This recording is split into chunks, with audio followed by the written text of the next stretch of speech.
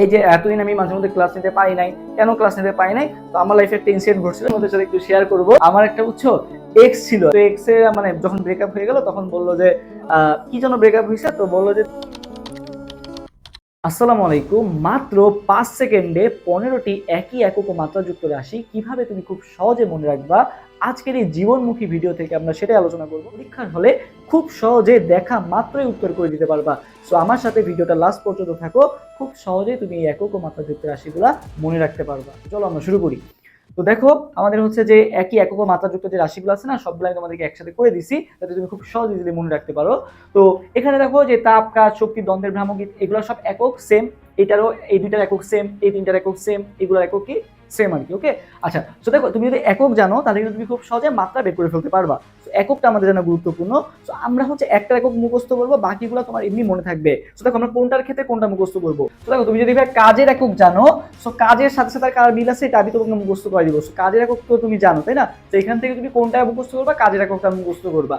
এই যে চাপ, পীড়ন, স্থিতিস্থাপক, গুণাঙ্ক, এখান থেকে তুমি কোনটা একক মুখস্থ করবা, চাপের একক তুমি মুখস্থ করবা। ওকে, ফাইন। এরপর দেখো কোষ, ধ্রুবক, লেন্সের ক্ষমতা, এগুলোরও সবগুলোর একক সেম। এখান থেকে তুমি জাস্ট একটা মুখস্থ করবা, লেন্সের ক্ষমতার এককগুলো মুখস্থ করবা, বাকি এককগুলো আমি তোমাকে শিখাই দিব। এই ছকটা শুরু করার আগে তোমাদের সাথে ছোট্ট একটা গল্প শেয়ার করি। তবে আমি হচ্ছে দুইটা স্টুডেন্টকে পড়াই, তো রমজান মাস চলতেছে। তো আমি সেদিন গেছি ওদের পড়াতে, তো পড়াতে জিজ্ঞাসা করলাম পড়া কত দূর। বলে ভাই পড়া তো হয় নাই। আমি বললাম কেন পড়া হয় নাই? বলে ভাই এই রমজান মাসে এত কষ্ট হচ্ছে রোজা রেখে পড়তে, যে আপনি আমাকে যতই চাপ দেন, যতই পিটান, আমার যে স্থিতিস্থাপক গুণাঙ্কটা আছে এটা হচ্ছে কি হয়ে গেছে, ব্রেক হয়ে গেছে, আমি আর পড়তেই পারতেছি না, এরকম একটা অবস্থা। ঠিক আছে, আমি বললাম যে তুমি যদি রমজান মাসে না পড়ো বা যদি পড়াশোনা নাই করো, তোমার কি হবে বলো? তুমি কি চান্স পাবা? পাবা না কিন্তু। এই জন্য কি করলাম যে ওরা দুইজন পড়তো না আমার কাছে, তো দুইজনের মধ্যে আমি একজনকে বললাম ঠিক আছে, তোমাদেরকে আমি তাহলে কি করতেছি, একটা কাজের ব্যবস্থা করে দিচ্ছি, বুঝছো? আমি তুমি আমার অ্যাডমিশন ওয়ারিয়ার্সে আমার হচ্ছে বিভিন্ন ধরনের স্লাইড টাইড বানানো লাগে, একটা কাজ করো আর কি। তো বলতেছে এখন দুইজনের মধ্যে আমি একজনকে তো কাজ দিব, দুইজনকে তো কাজ দিতে পারবো না। এখন দুইজনের মধ্যে আবার ঝগড়া বেঁধে গেছে, বুঝছো? দুইজনে কি করছে, তর্কাতর্কি শুরু করে দুইজনের মধ্যে কি হয়ে গেছে বলতো, দ্বন্দ্ব বেঁধে গেছে। তো দ্বন্দ্ব যখন বেঁধে গেল দুজনের মধ্যে, আমি বললাম যে ঠিক আছে, দুজনকে তো আমি কাজ দিতে পারবো না, যার শক্তি বেশি তাকে হচ্ছে আমি কাজটা দিই। তো যার শক্তি বেশি বা যার একটু হেলদি বা যার মনে হচ্ছে যারা আমি পারবো, যার শক্তি বেশি তাকে আমি কি করছিলাম, এই কাজটা দিছিলাম।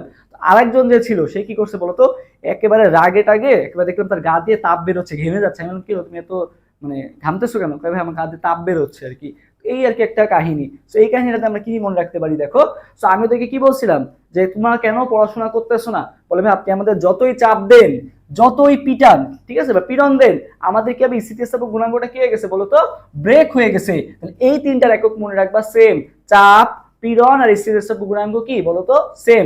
আচ্ছা, এবার আসি ভাই এরপরে কি হলো বলতো। এরপর আমি বললাম যে তোমাদেরকে একটা কি দিব, কাজ দিব। সো এই কাজটা যখন শুনলো যে কাজটা আমি দিব, তখন দুজনের মধ্যে কি হয়ে গেছিল বলতো, তর্কাতর্কি। তারপরে কি হলো, দুজনের মধ্যে একটা দ্বন্দ্ব ক্রিয়েট হয়ে গেছে। তাহলে দেখো তর্ক তর্ক দিয়ে মনে ভাবে তর্ক, ঠিক আছে, তারপরে কি হয়ে গেছে, এটা দ্বন্দ্ব তৈরি হয়ে গেছে, তাহলে দ্বন্দ্বের ভ্রামক। আচ্ছা, তারপর আমি কাকে কাজটা দিছিলাম, যার ভাইয়া কি বেশি ছিল, শক্তি বেশি ছিল, তাকে হচ্ছে আমি এই কাজটা দিছিলাম। আচ্ছা, তারপর আরেকজন কি হয়েছিল বলতো, তার গা দিয়ে কি বের হচ্ছিল, তাপ বের হচ্ছিল, তাহলে আরেকটা একক কি বলতো, তাপ। তাহলে এইগুলার একক কি বলতো, সেম হবে আর কি, বুঝছো? তো কোনটার একক কি দেখো, তুমি কাজের একক কি জানো, কাজ ডাব্লিউ ইকুয়াল টু কি এফ এস, তাই না? কাজ ডাব্লিউ ইকুয়াল টু কি এফ এস। তাহলে এফ মানে কি বল, মানে কি নিউটন, আর এস থেকে কি স্মরণ, স্মরণে কি বলতো মিটার, স্মরণ একক মিটার। তাহলে এই তাহলে কাজের একক কি হবে বলতো, নিউটন মিটার। এবার সেটা চাপ, চাপ পি ইকুয়াল টু কি বলতো, চাপ পি ইকুয়াল টু কি এফ বাই এ, ঠিক আছে, চাপ পি ইকুয়াল টু কি F by A.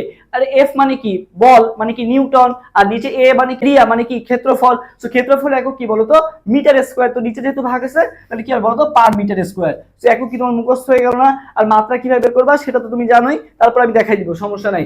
Okay, so এটা গেল। এরপর শিবা ভরবেগ আর বলের ঘাত, এটা তোমরা একটু কষ্ট করে মুখস্থ করে ফেলবে, এটা ইজি। ভরবেগ আর বলের ঘাত, ভরবেগের একক কি দেখতো, ভর মানে কি কেজি, আর বেগ মানে কি metre per second, KG metre per second. আর ভরবেগের সাথে কার মিল আছে, বলের ঘাতের মিল আছে আর কি, ঠিক আছে।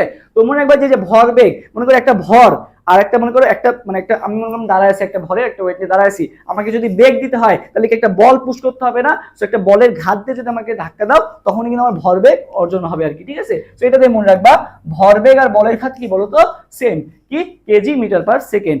আচ্ছা, সো এই আর কি মোটামুটি তিনটা গেল। এরপরে তোমাদের সাথে এই যে এতদিন আমি মাঝে মধ্যে ক্লাস নিতে পারি নাই, কেন ক্লাস নিতে পারি নাই? তো আমার লাইফে একটা ইনসিডেন্ট ঘটছিল, সেটার মধ্যে সাথে একটু শেয়ার করব। সো দেখো, আমার একটা এক্স ছিল আর কি। তো এই এক্স এর কি হয়েছে, তো এক্স এর মানে যখন ব্রেকআপ হয়ে গেল তখন বললো যে কি যেন ব্রেকআপ হয়েছে, তো বললো যে তুমি আমার কোনো মনের ভাষা বুঝতে পারো নাই। মনের ভাষা কিভাবে বুঝবো, আমি যখন আজ করলাম যে মনের ভাষাটা আসলে কিভাবে বুঝে, বললো তুমি যদি আমার চোখের লেন্স যেটা আছে লেন্সের দিকে তাকাইছো কখনো, আমি না কখন তো লেন্সের দিকে তাকাই নাই, তো তুমি যদি আমার চোখের লেন্সের কোষের দিকে তাকাইতা তাহলে তুমি আমার মনের সবকিছু কি করতে পারতা বলো তো, রিড করতে পারতা আর কি। ঠিক আছে, এই গল্পটা মনে রাখবা। তো কি হয়েছে, আমার এক্স ছিল, এক্স এর কি হয়েছে বলো তো, এক্স এর কি বলছিল এক্স যে কিভাবে আমি রিড করতে পারবো ওর মনের ভাষাটা, যদি আমি ওর চোখের মানে হচ্ছে চোখের লেন্সের কিসের দিকে তাকাই, কোষের দিকে তাকাই, তাহলে লেন্সের কোষের দিকে যদি তাকাই তাহলে আমি কি করতে পারবো, তার মনের ভাষাটা রিড করতে পারবো আর কি। ঠিক আছে, তাহলে এক্স, এক্স এর কি চোখের লেন্স, লেন্সের ক্ষমতা।